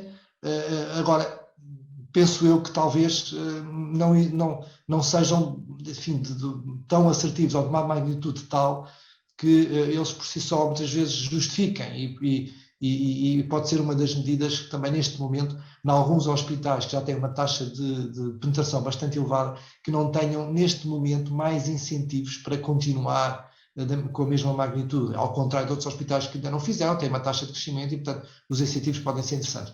Talvez aqui, pensando um bocadinho também nos incentivos, e deixo isso também para a Isaura que vem a seguir, enfim, poder abordar. Fatores positivos, eu diria, a concorrência entre os vários biosimilares. Portanto, esta tal discriminação positiva permite que hajam biosimilares, vários biosimilares no mercado, e essa concorrência entre eles, através de concursos públicos, como o professor Pereira da Silva já aqui falou, permite que o preço se vá depreciando. E a verdade é que hoje temos valores, para a Adalimumab e outros falam, Infliximab, valores bastante mais baixos do que aquilo que nós até inclusive imaginaríamos. Portanto, de facto, valores muito baixos devido também à concorrência. Enfim, este switch automático também é interessante, quer dizer, podem ser mecanismos facilitadores, desde que se cumpram determinadas regras. Nós acabamos por ter, em algumas situações, mesmo para estes anticorpos monoclonais, também algum switch automático, porque está pré-estabelecido com os serviços e com a reumatologia, por exemplo, a forma como poderá ser. Naturalmente, o médico é sempre informado, há sempre a primeira informação do médico ao doente, que o doente vai ser alvo de uma mudança. Portanto, se tudo isto for falado e acordado, este próprio switch automático é feito com critérios e com aquilo que o professor Pereira da Silva referiu e que nós acabamos por também o fazer. Eu diria que, se calhar, alguns incentivos aqui, aliás, antes disso, também outros fatores facilitadores, só o benchmarking que existe acaba por também ser motivador. No fundo, os próprios hospitais são avaliados dessa maneira, nem que seja de uma forma comparativa, e percebermos porque é que o São João, entretanto, já fez, ou o Chuco fez de que forma que fez, Santa Maria de forma que também é que fez, e portanto são exemplos também porque outros hospitais podem seguir, e acho que isso é interessante. A questão dos concursos públicos. A questão dos concursos públicos pode ser, de facto, uma medida facilitadora, e eu aqui já referi como sendo um exemplo do baixamento de preço e da depreciação de preço, e que é importante. No entanto, eu aqui ressaltaria um aspecto. Os concursos públicos, à semelhança do Northwich, que ocorreu, eu diria que são úteis quando estamos no início. Eu diria há só uma primeira casa com o primeiro biosimilar. Eu penso que a IQVIA tem esses dados, inclusive, e já em relatórios anteriores isso foi mostrado, que o exemplo do mono-vencedor, em concursos públicos em que ganha um único vencedor, isso pode deixar de fora outros concorrentes e depois depende do tempo em que os concursos são feitos. Claro que se forem concursos multianuais, plurianuais, ainda mais complicado, quer dizer que as casas perdedoras deixam de ter hipótese de vender e saem do mercado. E saindo do mercado não há concorrência. E, portanto, eu sou, agora a minha posição pessoal, sou muito a favor dos concursos públicos, mas concursos com multivencedores. Ultimamente tem havido essa possibilidade, tem acontecido isso, os hospitais têm podido, disseram, manusear a sua aquisição e a sua utilização com base a 1, 2, e, portanto, gerindo internamente também esses fármacos. É verdade que a aquisição de muitos biosimilares da mesma molécula no mesmo hospital gera também um nível de complexidade e de uma dificuldade da rastreabilidade e ao erro da medicação, que também não é, enfim, aquilo que se preconiza. Portanto, há que haver depois aqui um juízo, não é? Não ter só um, mas também não ter todos, e portanto ter aqui a possibilidade de que o próprio hospital ter 1, 2, 3, diria, no máximo, uma concorrência interna também que é salutar. Portanto, esta é um pouco a minha posição. E pronto, e depois diria que os incentivos, eles próprios também podem, se calhar, serem um bocadinho diferentes, talvez que consigam abarcar mesmo aqueles hospitais que já têm uma taxa de penetração elevada, talvez o incentivo à continuidade, enfim, o incentivo ao baixamento do custo médio, por exemplo, em que esse custo médio tanto pode ser do biosimilar como da marca, como já aqui foi referido, que eles próprios também baixam o preço devido à pressão dos biosimilares, e é verdade, se os biosimilares deixarem de existir, essa pressão não acontece e os preços sobem. E, portanto, talvez o incentivo que tenha isso em atenção seja interessante também para os hospitais. E pronto, era assim aquilo da resenha que fiz aqui inicialmente era isto, depois naturalmente poderemos depois falar de outras situações. Obrigado. Obrigado, Dr. João Paulo. Se eu bem percebi, em relação ao privado, a prescrição ainda não está harmonizada. Portanto, é dispensado o fármaco que é prescrito pelo médico no privado e não existe uma harmonização com as regras do hospital. É isso? Exatamente. O privado terá que peso mais ou menos na vossa prescrição? 40, 50? Tem um peso bastante grande, nomeadamente na área da dermatologia, tem um peso bastante grande, eu diria para aí uns 40 a 45%, é bastante grande. Quando olhamos para o vosso desempenho em algumas moléculas, eventuais diferenças, eventuais assimetrias devem ser isso, não é? O facto de não terem adotado essa regra, que foi adotada, por exemplo, pelo São João ou pelo Chuc. Sim, eu diria que no caso do privado, o padrão, inclusive, é totalmente diferente, quer da perspectiva de utilização de marca versus biosimilar, mas também do padrão de fármacos usados. E, portanto, enquanto internamente nós usamos maioritariamente, em primeira linha, fármacos com anti-TNF com possibilidade de biosimilares, aquilo que vem do privado já muitas vezes não é iniciado, e nós temos essa informação, porque os doentes assim o dizem, nós temos que fazer os registros mínimos, portanto sabemos que o doente está a iniciar, e muitas vezes utilizam logo já IL-23, IL-17, Pois, portanto, claro. tudo que são outras moléculas e não anti-TNF. Dr. João Paulo, mas houve uma evolução nos últimos anos, ou seja, isso não acontecia antes e passou a existir a partir do momento em que há biosimilares, portanto, passaram a ser prescritos fármacos de segunda linha com mais frequência no privado, ou acham que eu diria que não, vamos ver, eu diria que não, eu não quero imputar isso aos biosimilares, eu quero acreditar que isso foi motivado pelo aparecimento também de novos fármacos, novas classes, que naturalmente essas classes também surgem em resposta ao aparecimento dos biosimilares, quer dizer, isto no fundo está tudo ligado. A própria laboratório originador deixa para o fim da patente do seu fármaco o lançar do novo fármaco de uma nova classe. Portanto, isto depois acaba por coincidir. E a verdade é que depois isso no privado acaba por ser mais fácil a implementação de doentes iniciais nestas novas classes. Sim. Muito bem. Antes de passar à doutora Isadora, penso que o professor Pereira da Silva quer dizer alguma coisa. Se me permite, eu corro o risco de ser queimado em praça pública pelos meus colegas, mas com sinceridade acho que os senhores têm demasiado respeito pela liberdade de prescrição do médico. Quando nós começámos com este debate nas reuniões da Sociedade Portuguesa de Reumatologia, havia claramente uma defesa corporativa. Nós não queremos ceder isto a mais ninguém porque nós temos o direito, o médico é que manda. E eu argumentei muitas vezes que aceito perfeitamente o direito do médico de debater, por exemplo, sei lá, que acha que o doente deve tomar um inibidor da interleucina 17 ao invés do inibidor TNF na psoríase ou na artrite psoriática, tanto faz, ainda que a diferença de eficácia seja pequena, eu compreendo que a sociedade tem muita dificuldade em atribuir um valor a essa pequena diferença. Agora, o direito a escolher entre coisas que são em tudo iguais, menos no preço, só o Sr. Bernardo Shaw enquanto pagou os seus fatinhos, quer dizer, isto parece-me a mim claro como a água e sinceramente não vejo que houvesse debate. E não vejo que houvesse debate se isto fosse tomado não ao nível tanto sequer do hospital, mas, como a meu ver devia ser, a um nível nacional pelo Ministério da Saúde de cima para baixo. Discuta-se isto em frente da opinião pública, quer dizer, ninguém pode realmente pôr-se em pé e defender uma opinião, parece-me a mim, diferente desta, não é? Creio que este problema não existiria. E sob esse ponto de vista, sinceramente, ultrapassa-me perceber porque é que os doentes a iniciar o tratamento foram iniciados primeiros e os outros não, porque não tem fundamentação científica nenhuma, como julgo que sabe. Nenhuma, só pode ser política. Não é? De eu acomodar, portanto, as resistências que vou tendo aqui. A mesma coisa, pensaria eu, em relação há prescrição de ambulatório. É uma dificuldade política de lidar com estas pessoas.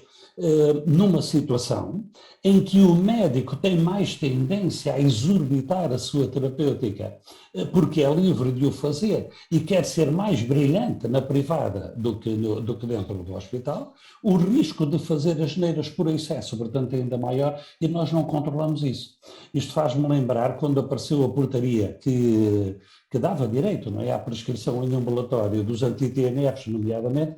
Eu escrevi um artigo na revista da Ordem dos Médicos em que disse que esse era um despacho pobre de um país tão rico quanto o tolo. E acho que ainda hoje é. É tão rico quanto o tolo, quando permite uma coisa destas, porque não é capaz de gerir a sua casa. Entrega-se ao desbarato, não é? E depois vemos aquilo que eu sublinhei e que os senhores fizeram a favor também de notar, os países mais ricos é que têm mais cuidado. Fica sem saber se têm mais cuidado porque são mais ricos ou são mais ricos porque têm mais cuidado, não é? Parece-me bem mais provável a segunda alternativa. Muito obrigado.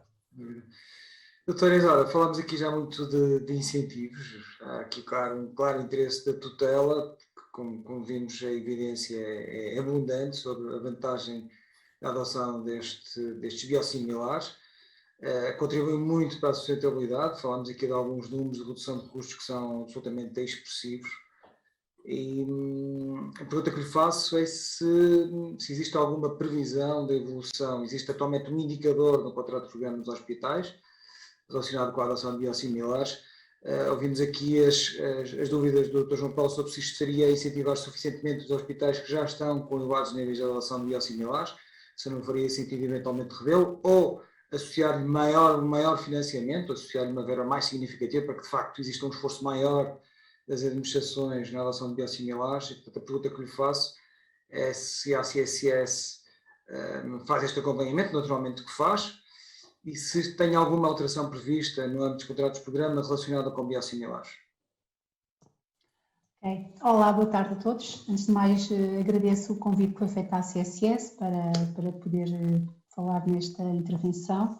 A CSS, como responsável pela área da gestão do orçamento da Serviço Nacional de Saúde, é claro que estas questões preocupam e são críticas, tendo em conta, como já aqui foi dito pelo Dr. Pedro Soares, o crescente, continuado aumento de despesa,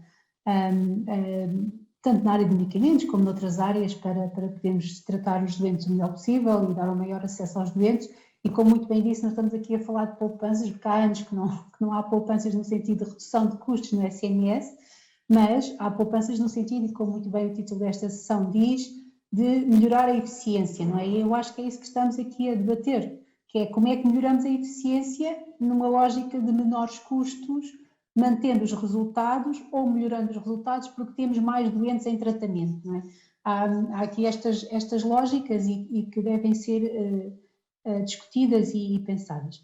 Antes de dar a resposta à questão objetiva que me colocou, acho que, e aqui o Dr. Pedro Cruz já fez aqui uma ótima apresentação sobre a evolução destes processos, mas olhando para o conjunto de biológicos que neste momento estão disponíveis no mercado e olhando para uma evolução ao longo dos últimos 5, 6 anos, eu acho que é mais do que evidente que há fortes incentivos à adoção e que já foram aqui apresentados, porque se nós olharmos, e aqui fui buscar os dados que o Infarmed disponibiliza publicamente, mas se olharmos para os anos de 2016 a 2018, a cota de mercados biosimilares, isto é, a percentagem de utilização de biosimilares nos biológicos que têm biosimilares, não passou de 30%, andava a rondar sempre os 30%.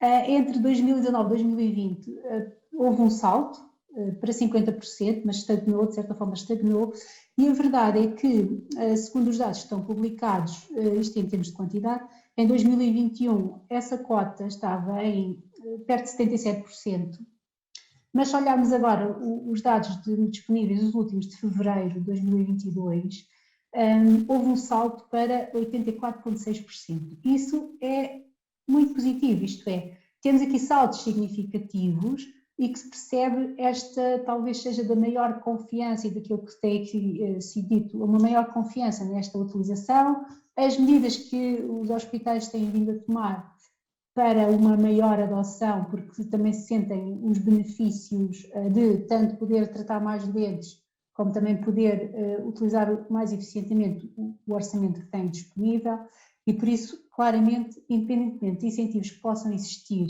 na contratação dos hospitais, há um incentivo que está lá, que é pela utilização de recursos de preço mais baixo com os mesmos resultados em saúde, não é? Porque esse é o grande incentivo que existe. Sobre os próprios incentivos que estão propostos aos hospitais, há claramente um incentivo que está nos termos de referência da contratação dos hospitais, que é um dos indicadores que fazem parte do índice de desempenho comparado, em que solicita uma cota mínima de biosimilares de 20% e também promove ou favorece os hospitais que estejam mais bem posicionados, em prejuízo dos hospitais que fiquem menor posicionados. Isto é, o que significa é que numa lógica de mediana, os que estiverem acima da mediana receberão incentivos que serão descontados àqueles que estão abaixo da mediana. A verdade é que isto é um indicador em um conjunto de indicadores, por isso tem uma influência mais ou menos reduzida, mas é um conjunto de vários objetivos que se pretende alcançar para uma melhor utilização dos recursos, que não é só através de biosimilares, mas também de outros indicadores. Mas para além deste indicador, existem pelo menos mais 2 indicadores, de certa forma indiretos, que promovem a utilização dos biosimilares e que estão também nos termos de referência do contrato de programa. Um deles tem a ver com a redução da despesa com medicamentos biológicos e por isso, ao utilizar biosimilares, já vimos aqui, que a redução da despesa pode variar, já falámos de 40% ou outros valores, mas esse é um indicador porque tem a ver com penalizações, isto é, quem não tiver uma determinada redução de despesa de biológicos poderá sofrer uma penalização, o que significa que também aqui está um incentivo para a utilização de biosimilares. E depois existe um outro que não impacta tanto nos hospitais, no sentido em que a despesa em si não está a ser alocada aos hospitais, tem a ver com a prescrição para o ambulatório de farmácia comunitária. E existe, mas esse indicador, neste momento, quando foi definido, baseia-se em vários medicamentos prescritos para a farmácia comunitária, na consulta externa, e tanto pode ser uma penalização como um incentivo, independentemente da variação desse indicador, mas só tem um medicamento para já lá, porque na área da farmácia comunitária, do ambulatório, há menos entrada de biosimilares, mas só tem a insulina glargina, como sendo um indicador de avaliação desse comportamento da prescrição, que não tem impacto no orçamento dos hospitais, mas poderá ter impacto numa lógica de incentivo ou de penalizações. Eu parece que, tendo em conta o alargamento de biosimilares nesta área, este indicador poderá fazer sentido ser alargado a todos os biosimilares e não especificamente a um biosimilar. Quanto aos outros, aquilo que para já, em termos do que é o raciocínio e o pensamento para já da ACSS, não está prevista qualquer revisão dos indicadores que existem, tendo em conta que os níveis de adoção são bastante positivos. É claro que ainda há hospitais com níveis bastante baixos, mas de uma forma geral o sinal é positivo, não é? É claro que se nós analisarmos os dados da IQVIA 2020 não parecia tão positivo, mas ao analisarmos os dados mais atuais temos claramente uma evolução nos últimos anos que nos leva a esse caminho. Outras questões que eu acho que aqui também devem ser repensadas, já foi falado aqui pelo Dr. João Paulo Cruz e também pelos outros, são também outras medidas que terão ter que ser desenvolvidas. Por um lado, foi publicado agora em fevereiro tal portaria na lógica do tratamento da área da reumatologia e da doença inflamatória intestinal e da psoríase, de que, por um lado, obriga pela primeira vez à prescrição por DCI, que esta prescrição externa não estava a ser obrigada à prescrição por DCI, quando toda a prescrição é obrigatória por DCI, esta área não estava com essa obrigação, e também aumenta a responsabilidade tanto da Comissão Nacional de Farmácia Terapêutica como das Comissões de Farmácia Terapêutica, tanto dos hospitais como das ARS, de promover uma prescrição mais racional no privado. E como o Dr. João Paulo Cruz já referiu, estão a ser desenvolvidas ações, tanto ao nível das ARS como dos hospitais, para trabalhar esse aspecto junto da prescrição no privado. E por isso, nós olharmos para a evolução por substância, por DCI, nós vemos claramente que há áreas em que realmente a cota, quais são as áreas que estão a fazer baixar esta cota, não é? Que não nos permitem ter 99% ou ter 90%. Algumas dessas áreas, eu acredito, estão mesmo relacionadas com esta prescrição do ambulatório, do privado, porque claramente nós podemos ver como o etanercept ou o adalimumab ainda com cotas bastante baixas, muito perto dos 50%, ainda que com evolução positiva, mas com cotas bastante reduzidas. E depois há aqui áreas, como o Dr. João Paulo Cruz referiu, por exemplo, a sumatropina não chega a 50% de penetração de biosimilar. Por isso há aqui áreas que têm mais a ver com a sensibilização, com a confiança, com a intervenção da decisão clínica, que apesar de haver um forte incentivo à adoção dos biosimilares, que ainda existe aqui estas resistências que provavelmente terão que ser trabalhadas mais talvez no ponto de vista de um aumento de confiança e um aumento de informação, tanto para a parte médica e clínica, como também para os próprios utentes e utilizadores. Para já, é mais ou menos aquilo que temos agora para acrescentar, mas estou disposta a responder a algumas questões e a discutir alguns pontos que se possam considerar relevantes. Muito bem. Muito obrigado, doutora Isaura. O engenheiro Pedro Cruz, regressando à sua apresentação, regressando à simetria que existe entre países, e há claramente uma diferença entre Portugal e um conjunto de outros países, os 5 que apresentou, e uma diferença muito grande para o Reino Unido. Na sua apresentação falou de medidas administrativas que o Reino Unido tinha adotado. Não sei se nos quer falar um bocadinho sobre isto, porque de facto há uma diferença muito grande no todo, e depois, mesmo quando olhamos fármaco a fármaco, e eu tinha alguma curiosidade em perceber como é que eles atingiram esses números de uma forma tão rápida e tão expressiva.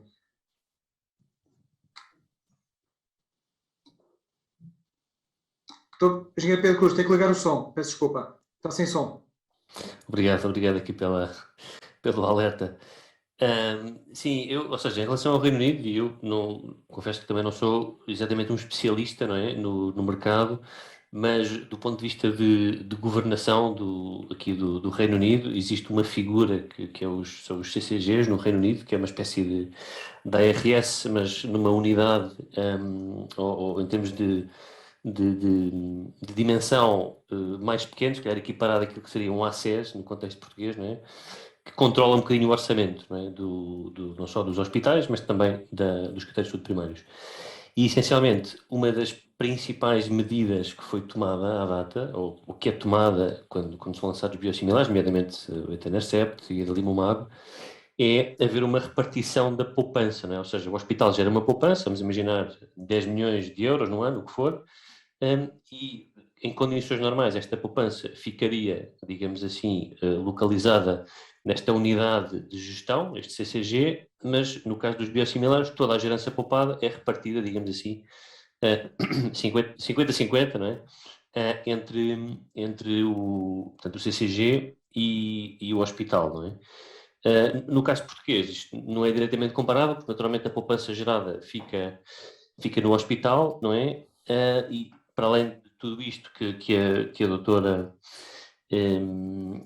Isaura mencionou, não existem muito mais medidas centrais, não é? E digamos, a nível supra-hospitalar, para promover uma maior adoção. Depois existem também outros aspectos que têm mais a ver, e estou a pensar especificamente no caso espanhol e no caso de Itália, onde existe uma dinâmica regional, não é? Com a questão das comunidades autónomas em Espanha e uma figura semelhante no caso de Itália, onde existem claramente dinâmicas muito diferentes dentro do país, não é? E o caso da Andaluzia em Espanha é muito significativo, porque tem uma dinâmica parecida aos nórdicos. Aqui o doutor Pereira da Silva também falou nisso, não é? Ou seja, uma dinâmica de tenders em que, portanto, é uma compra centralizada e depois os hospitais ficam sujeitos àquilo que é comprado por aquilo que é uma espécie de SPMS regional, não é? Portanto, acaba por forçar a que os biosimilares sejam utilizados, e há casos em que, essencialmente, num mês, o hospital passa de 0% de adoção de biosimilares para 100%, ou seja, de março para abril ou de abril para maio, não é?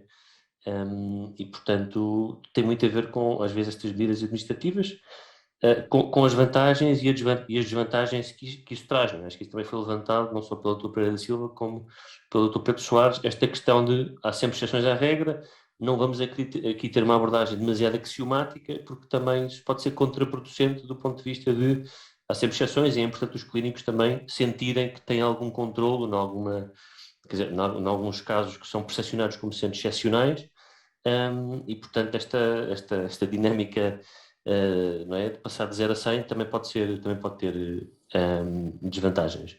Mas claramente pode haver aqui um caminho adicional para se conseguir gerar poupança adicional, e acho que esta questão que temos estado a discutir da dinâmica do privado versus público é claramente uma das fontes de poupança adicional.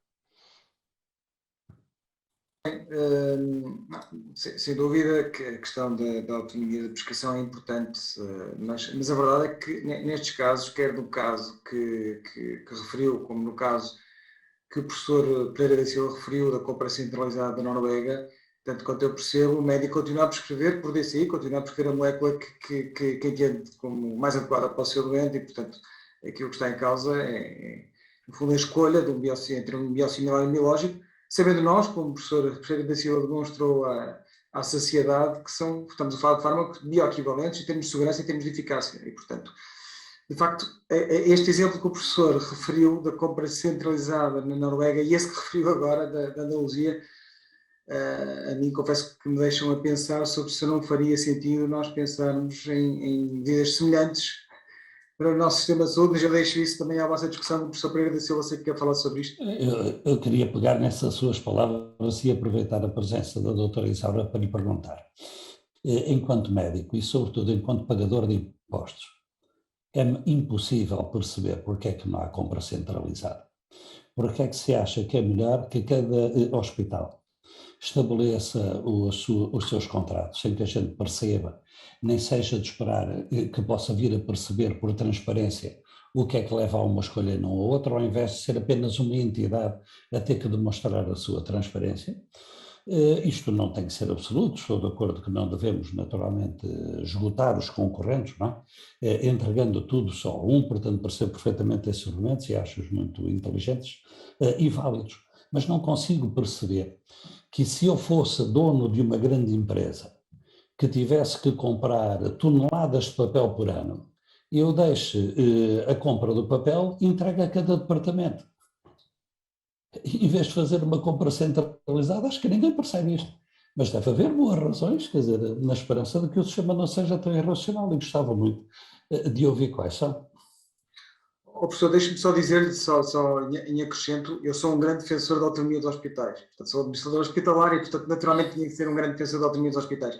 Agora, isso não implica que não possa existir uma decisão centralizada e única para o sistema de saúde sobre qual é o fármaco a escolher ou a comprar, não é? Quando nós começamos a perceber que, por exemplo, a compra ou a escolha de um fármaco num hospital não está alinhado com a melhor evidência, e foi isso que eu concluí daquilo que o professor hoje nos disse e que várias pessoas, que todos os nossos convidados aqui nos tiveram a dizer, que em alguns casos não está alinhado, de facto, se calhar faz sentido haver aqui uma decisão mais central e alinhada com a melhor evidência e que crie mais valor para o doente, porque é disso que estamos a falar. Não estamos a falar tanto de redução de custos, como dizia o Pedro, estamos a falar de criação de valor. Com o mesmo dinheiro, conseguir ter mais doentes a tratamento com fármacos melhores, não é? E, portanto, isso não está a acontecer, temos de ter aqui alguns mecanismos de correção, que podem ser, por exemplo, uma escolha centralizada, qual é o fármaco a comprar. Mesmo que depois cada hospital possa comprar e fazer os seus negócios separadamente, porque são entidades públicas, empresariais, são empresas e, portanto, têm que ter a sua autonomia. O Dr. João Paulo também quer dizer alguma coisa sobre isto? Não, o que eu queria aqui referir era relativamente a estes concursos. Eu concordo, subscrevo com aquilo que o professor Pereira da Silva disse. O que acontece é que, infelizmente, depois a operacionalização desse processo é que torna as situações bastante complicadas e em algumas situações torna tão ineficiente o processo que acaba por ser prejudicial face à compra individual por cada hospital. E com isto eu não estou a dizer, portanto, eu não estou a emitir a minha opinião se deve ser de uma maneira ou deve ser de outra. Estou a ser muito factual. A verdade é que a SPMS e o processo como a SPMS tem feito tem sido de tal forma ineficiente. Eu podia aqui, se calhar, enumerar aqui uma ou outra. Por exemplo, o facto de ser anual e os processos serem bastante morosos e, portanto, nós começamos um processo e a SPMS faz o concurso, termina o concurso, já vamos nós, se calhar, com 3 e 4 meses de início do ano e, portanto, aquele concurso já só vai até ao final do ano, portanto, estamos a falar, se calhar, de 6 meses e depois o novo processo demora imenso tempo, com autorizações, com tudo e mais alguma coisa, portanto, são processos bastante morosos. Também é verdade que a indústria farmacêutica, neste caso os fornecedores, são muito mais implacáveis com o cliente Estado do que com o cliente hospital. O cliente hospital tem um nome, tem um rosto, tem um diretor de serviço, tem uma pessoa, e a própria indústria é muito mais flexível às situações dos hospitais. É muito menos flexível, para não dizer inflexível, quando o cliente é o Estado. As impugnações são enormes, as peças procedimentais têm todas elas estar muito bem resguardadas, porque há início, aliás, as reuniões, e eu isso sou testemunha, as reuniões da SPMS com a indústria é efetuada com um conjunto de advogados que vão por parte da indústria, quer dizer, a indústria já nem manda lá o CEO ou o responsável da área de negócio, manda o conjunto de advogados exatamente para ver onde é que podem impugnar. Portanto, é sempre mais difícil e a verdade tem que ser dita, portanto, quando é o cliente Estado as coisas são de facto mais complicadas. Agora, não quer dizer que não haja soluções. Por exemplo, a Alemanha faz concursos públicos por 3 anos e, portanto, estes processos são feitos de 3 em 3 anos e provavelmente há mais do que um vencedor. Portanto, não hipotecam 3 anos só para um, portanto, hipotecam 3 anos para mais do que um vencedor e, portanto, permite que haja, de certa forma, alguma concorrência. São alguns exemplos.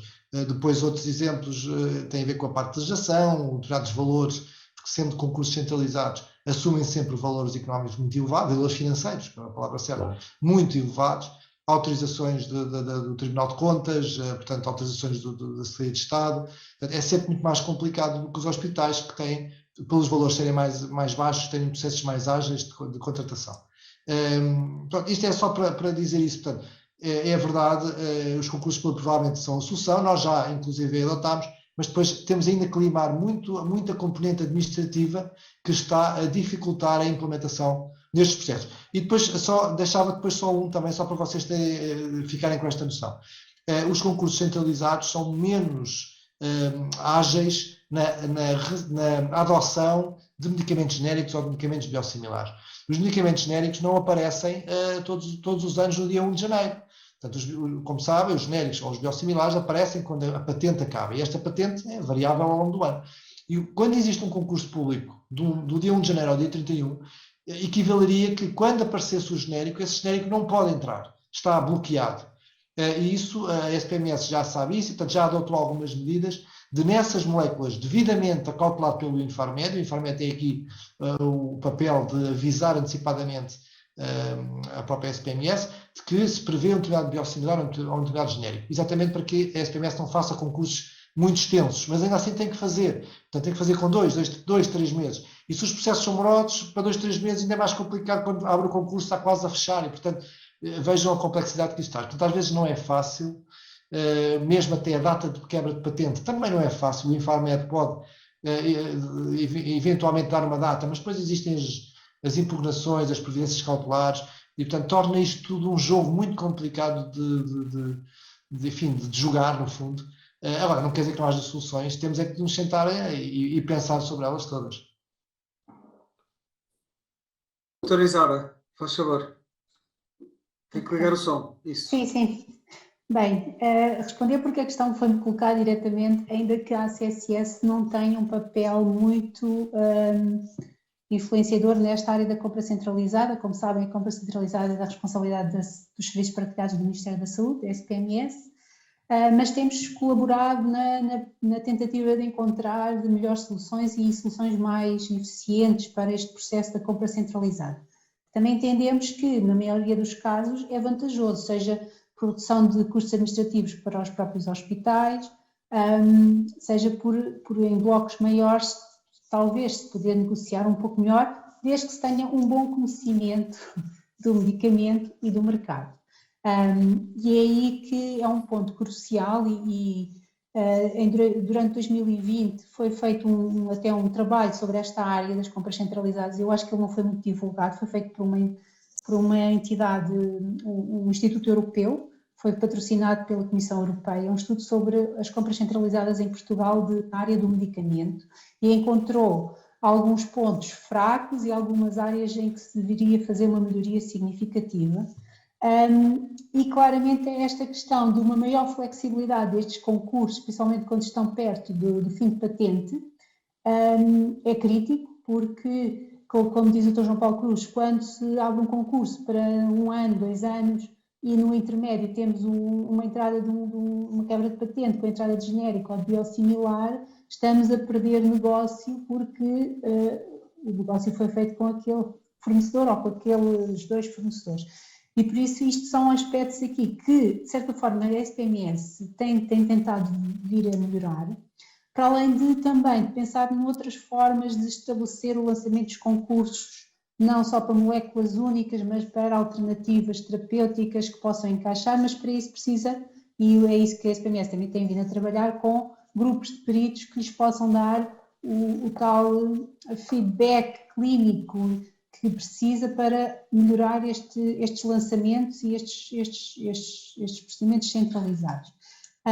Mas concordo que é talvez a melhor opção, a melhor solução, provavelmente não para todos os medicamentos. Há aqui também alguns aspectos a considerar que talvez seria interessante definir alguns critérios do que faria sentido comprar centralmente e do que não faz qualquer sentido, porque os custos também destes processos grandes são custos bastante elevados, como já se falou aqui, seja do próprio estabelecimento dos cadernos de encargos, da própria negociação com a indústria, de todo o processo envolvente, e como são valores muito grandes, a indústria, é verdade, é mais implacável e por isso vai sempre tentar encontrar aquela vírgula que faz bloquear todo o processo e em alguns casos a previsão era para estar pronta em janeiro, mas por causa de todos estes bloqueios jurídicos, às vezes passam-se 3, 4 meses e não se consegue fechar o concurso, o que prejudica toda a gente, e por isso há que ter aqui, tentar encontrar aqui algumas melhorias nestes processos e também talvez encontrar aqui alguns critérios que sejam mais transparentes para, em conjunto, SPMS, Infarmed e claro a ACSS também colaborará, encontrar aqui se calhar alguns critérios do que é que faz sentido ser compra centralizada e do que não faz sentido ser compra centralizada porque não há uma grande mais-valia em ter esse investimento todo nessa área. Porque também a própria SPMS, se só se centrar naquilo que se pode considerar que seja mais crítico, onde poderá tirar mais vantagem da compra centralizada, todos beneficiarão e o SNS beneficia no final, esperemos nós.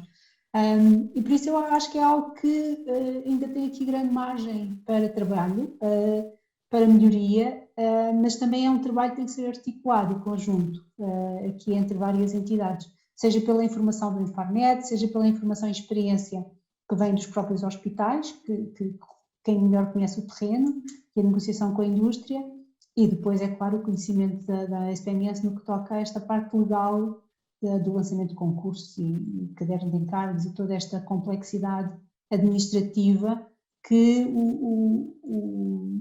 que a lei dos contratos públicos também obriga, a lei dos concursos públicos também obriga.